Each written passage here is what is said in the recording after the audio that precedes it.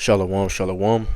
First and foremost, as always, before I get started, I want to give all praise, all honor, and all glory unto Yahweh, Bahashem, 𝐤𝐄𝐄, and next double honors to the head apostles / elder bishops of the great millstone who teach and who rule well. Peace, blessings, and safety to all you sincere 𝐤𝐄𝐄. Keep pushing, keep believing, and keep the faith, regardless of whether people hear or whether they forbear. All right, and this lesson is going to be entitled lift up a standard. Okay, and as you see in the picture, all right, you see the guy, he got the the cape on, he got the chariots behind him. All right, his eyes are glowing, so you can see that that this Israelite man was endued with spiritual power. Okay, endowed, Salakia, he's endowed with spiritual power. All right, and that is scriptural. Okay, the Lord is going to give spiritual power to certain men. All right, and it's going to be used to execute judgment against the wicked. All right, so when the enemy comes in like a flood, okay, the Lord is going to lift up a standard, meaning spiritual power. He's going to have the angels, the chariots down here defending, all right, the elect. Okay, so we're going to go ahead and get into that. And the inspiration for this lesson came from some studying that I was doing earlier today. I was in the book of Joshua, the 10th chapter. Okay, and there was an example of where 5 kings of the Amorites, okay, which are Canaanite sons of Ham, they were the original inhabitants of the land of Canaan, which is now today known as the land of Israel or Palestine. Okay, and of course, as we all know, the prophecies was said that the children of Israel would inherit that land. All right, so this is when they first had originally came in, and the Lord delivered that land into their hand. All right, and pretty much, well, we're going to go ahead and get into it. I'm not going to speak too much on it. So without further ado, let's go ahead and get started. All right, so I'm going to start here at Jeremiah 16:16. All right, and it reads, it says, "Behold, I will send for many fishers." All right, and what is a fisher? Okay, those that you see out there in the highways and byways, those men that are preaching, prophesying, exhorting, edifying. Okay, we're out there fishing with the word. Okay, the bait is the scriptures. All right, and those that are of the elect, they're drawn to that bait. All right, they're going to be drawn to it. Seeds going to be planted in the Lord's will. All right, they join up. Okay, and then they're out there prophesying. But it says, "Behold, I will send for many fishers, saith the Lord, and they shall fish them. And after will I send for many hunters." All right, so those same men that are going to be fishers, that are fishers right now, will become hunters. "And they shall hunt them from every mountain and from every hill and out of the holes of the rocks." Okay, so the Lord is going to change those fishers into hunters by way of spiritual power. All right, let's go to the book of Isaiah 59, and we're going to read about it a little bit. All right, what the Lord says he's going to do. Okay, because we know that persecution is getting ready to arise. All right, we already see the stage being set. So the Lord said that when the enemy comes in like a flood, that he's going to raise up a standard against him. Okay, so let's go ahead and read about that. Isaiah the 59th chapter and verse 15 is where I'm going to start at. It says, "Yea, truth faileth, and he that departeth from evil maketh himself a prey. And the Lord saw it, and it displeased him that there was no judgment." All right, so truth faileth, meaning that in this society, or in this world, all right, the truth has been hidden. But not only that, but it's not justice is not being executed on a mass scale. This world is not being ran righteously. Okay, because the earth has been given to the hands of the wicked, according to Job 9:24. So truth faileth. All right, and when you depart from that system of wickedness, he that departed from evil maketh himself a prey.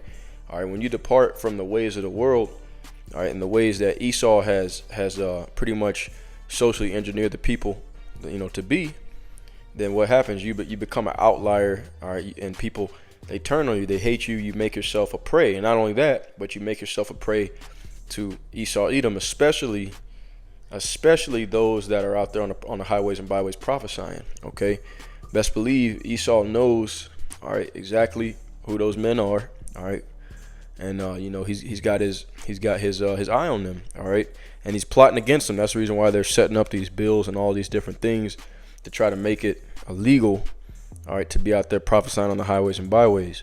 Okay, they're trying to outlaw certain parts of the Bible. All right, it's because they're getting ate up with these scriptures.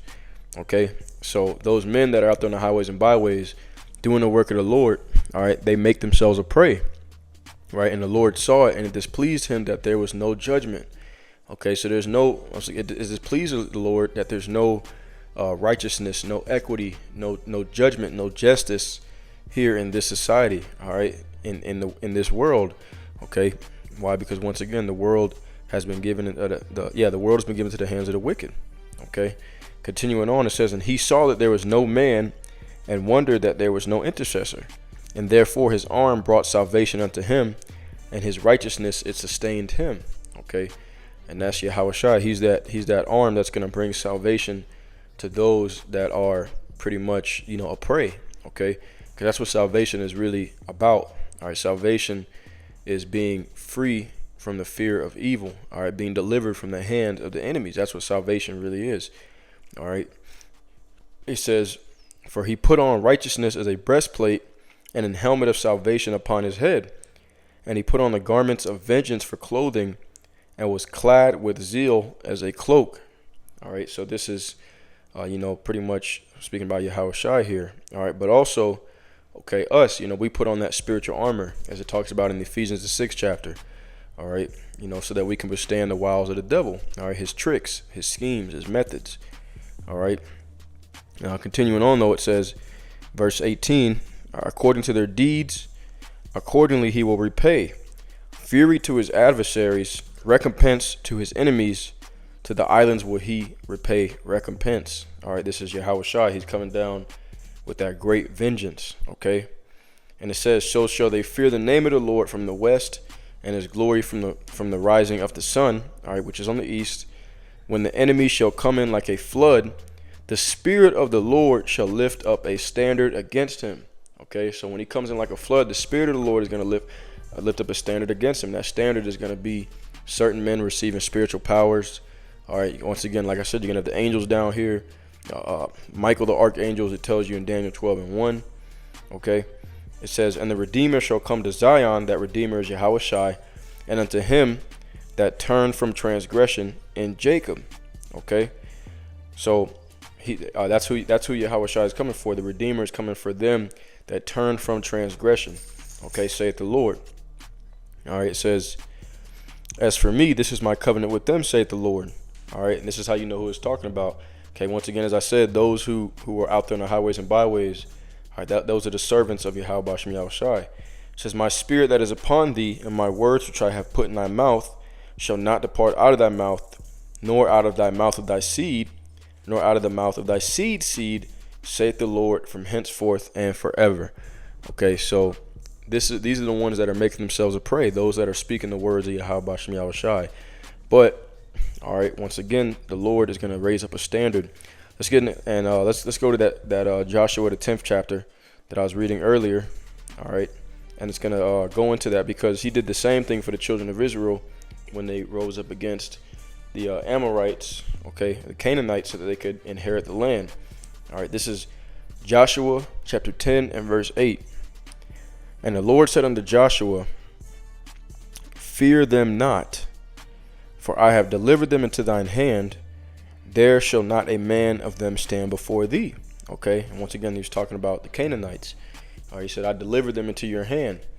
All right, it says, verse 9, Joshua therefore came unto them suddenly and went up from Gilgal all night, and the Lord discomfited them before Israel, and slew them with a great slaughter at Gibeon, and chased them along the way that goeth up to Beth Horon, and smote them to Ezekah and Makkedah.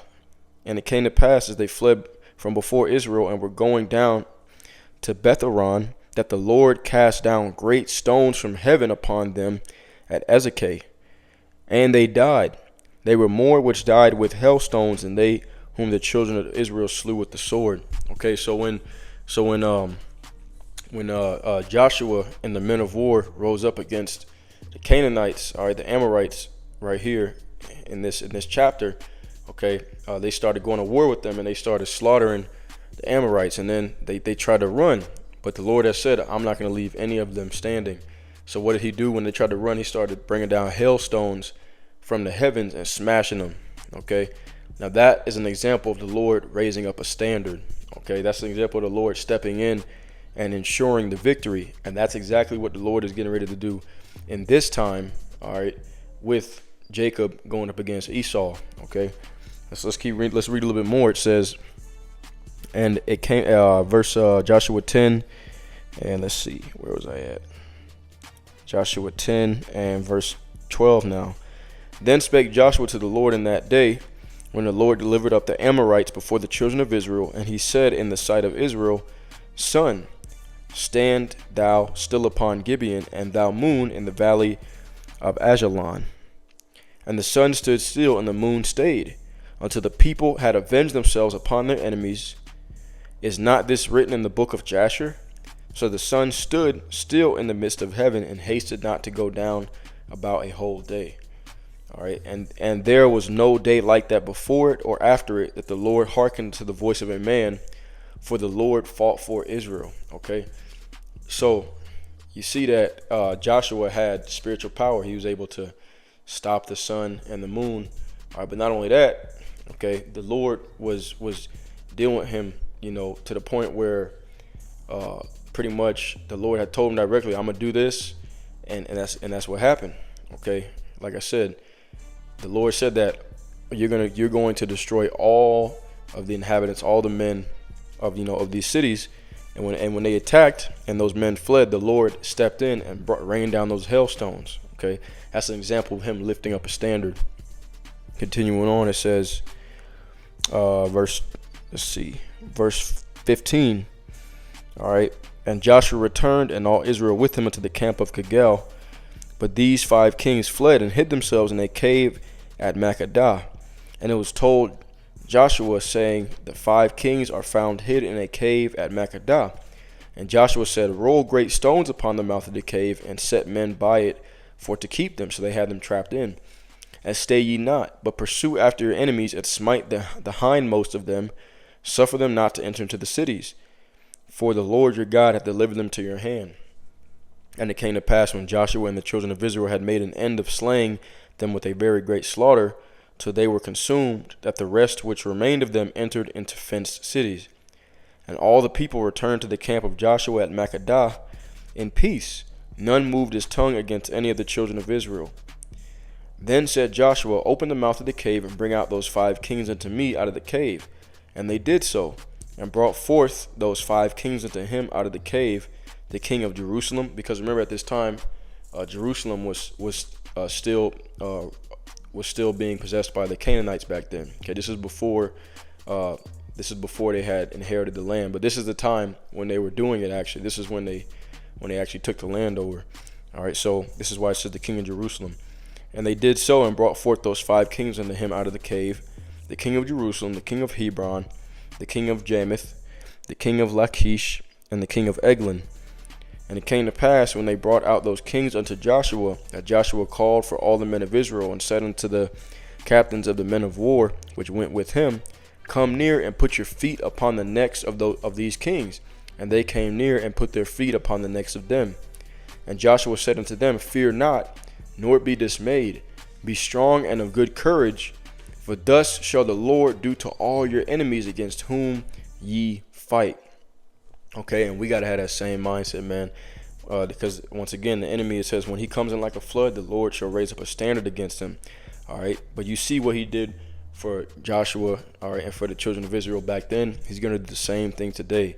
All right, and he said, come and put your feet on the necks of these 5 kings. Okay, and that's exactly what we're going to do to Esau. Let's get that in Baruch, the 4th chapter. All right, this is Baruch chapter 4 and verse 24. It says, like as now the neighbors of Zion have seen your captivity, so shall they see shortly your salvation from our God, which shall come upon you with great glory and brightness of the everlasting. My children, suffer patiently the wrath that is come upon you from the Most High, for thine enemy hath persecuted thee, but shortly thou shalt see his destruction, and shalt tread upon his neck. Okay, so that's exactly what it's going to be. Okay, the Lord is going to deliver our enemies into our hands in that day. All right, let's read about it in Zechariah chapter 9. Okay, so that happened back then when Joshua and the children of Israel went up against the Canaanites. But now let's read about it in Zechariah the 9th chapter, what the Lord is going to do for us when it's time to go up against Esau in this day of great trouble. All right, this is Zechariah chapter 9 and verse 12. It says, "Turn you to the stronghold, ye prisoners of hope. Even today do I declare that I will render double unto thee, when I have bent Judah for me, and filled the bow with Ephraim, and raised up thy sons, O Zion, against thy sons, O Greece, and made thee as the sword of a mighty man." See, that's spiritual power. He said, I'm going to raise up thy sons, O Zion, against thy sons, O Greece, and I'm going to make you as the sword of a mighty man. And the Lord shall be seen over them, and his arrow shall go forth as the lightning, and the Lord God shall blow the trumpet, and shall go with whirlwinds of the south. Okay, and a whirlwind is another word for a chariot. All right, but the Lord's gonna blow that trumpet. Remember, he says, "Wait till the day that I rise up to the prey." All right, Zephaniah 3 and 8. But continuing on, it says, Zechariah 9 and 15. It says, "The Lord of hosts shall defend them, and they shall devour and subdue with sling stones." Okay, remember how David, he went up against Goliath with a slingshot, and he shot that stone at his head and killed him. All right, it says, "The Lord of hosts shall defend them, and they shall devour and subdue with sling stones.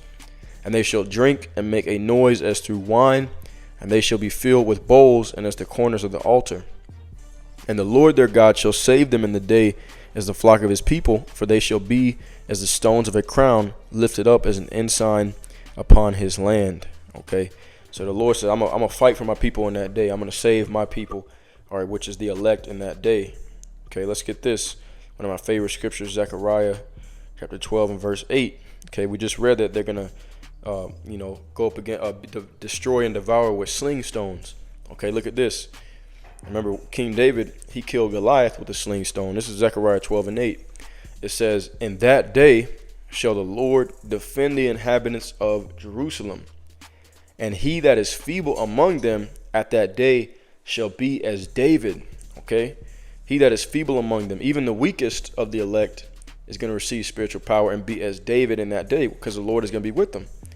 "And the house of David shall be as God, as the angel of the Lord before them." So you're going to be pretty much superhuman, okay? Superhuman among men, just like the story of Samson, right? Samson was able to kill thousands of men with the jawbone of a donkey, all right? You're going to have men with, probably super speed, super strength. Some men could fly, whatever, all right? The Lord is going to do, he's going to give that spiritual power to certain men, and it's going to be magnificent. Psalms 18 and verse, I'm not going to read this whole chapter. I'm just going to get a few verses out of here, but it pretty much goes into it here as well. All right, Psalms 18 and verse, let's see, verse, what's the one I want to get? Verse 34. It says, "He teacheth my hands to war, so that a bow of steel is broken by my arms." Beautiful. All right, let's get this one. Another one, Psalms 144. All right, and no coincidence that it's the 144th. And verse 1. Blessed be the Lord my strength, which teacheth my hands to war and my fingers to fight. Okay. A little bit more. We get ready to close out. Psalms 108 and verse Psalms 108, and I'm gonna start at verse 9. All right. Actually, you know what? Let's see. Psalms 108 and verse 7. It says, "Most High Yahweh has spoken in his holiness. I will rejoice, I will divide Shechem and mete out the valley of Succoth." It says, "Gilead is mine, Manasseh is mine. Ephraim also is the strength of mine head, and Judah is my lawgiver." Okay, southern and northern kingdom. Listen to this. It says, "Moab is my washpot.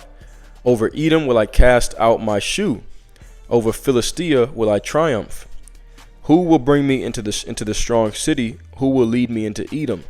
Wilt not thou, O Yahweh, who has cast us off? And will not thou, O Yahweh, go forth with our host? Okay, listen to this. It says, give us help from trouble, for vain is the help of man. Through Yahweh we shall do valiantly. That means like to destroy. All right, valiant means like very powerful in war. It says, for he it is that shall tread down our enemies. So this is the Lord that's going to do this. All right, he's going to raise up that standard. I'm going to close out with this. Isaiah 40. All right, Isaiah 40. And I'm going to get down at the bottom. Isaiah 40 and verse 28. It says, hast thou not known, and hast thou not heard, that the everlasting power, the Lord, the creator of the ends of the earth, fainteth not, neither is weary. There is no searching of his understanding. He giveth power to the faint, and to them that have no might he increaseth strength. Even the youth shall faint and be weary, and the young men shall utterly fall. But they that wait upon the Lord shall renew their strength. They shall mount up with wings as eagles. They shall run and not be weary, and they shall walk and not faint. All right. So once again, another example of spiritual power, and it's all over the Bible, man. But that's the title of the video. All right. The Most High Yahweh is gonna lift up a standard for us in that day, and you got to be confident in that. But like I said, this lesson was inspired by me reading that Joshua the 10th chapter. And I said, this is a foreshadowing of what the Lord is going to do for us against Esau. All right. So anyways, I'm going to close out. So Lord's will was edifying. With that being said, I want to give all praise, all honor, and all glory unto Yahweh, Bahashem, Yahweh Shai, Bahashem Rakak Wadash, Shalom, and on to the next one.